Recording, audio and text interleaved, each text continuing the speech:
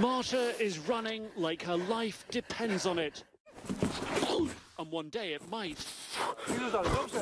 The 20-year-old student hopes to join the army one day, but for now she's trying out for an elite unit in one of Poland's growing militias.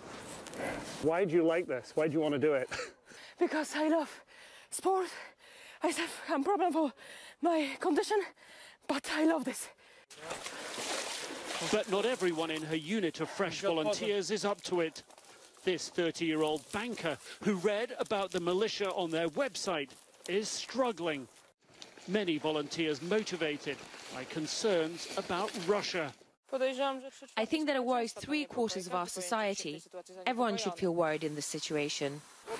This unit traces its roots back to the First World War, but what's changed now is a revival in patriotism that's being backed by the government. Poland's Deputy Defence Minister explains to me why. Because that helps to have a better trained, better skilled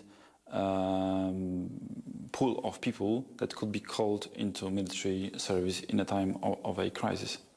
And right now, that crisis is Russia's escalating unpredictability, not a factor when Poland abandoned its compulsory military service 8 years ago. The situation is indeed increasingly starting to resemble the situation during the Cold War. Jan Piotrkowski, a 23-year-old student, is exactly the type of person the government wants to help. He's been in the militia 7 years, long enough to be training new recruits like Marta.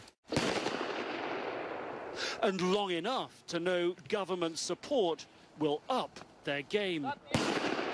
More money, more training, and better training, so that's good.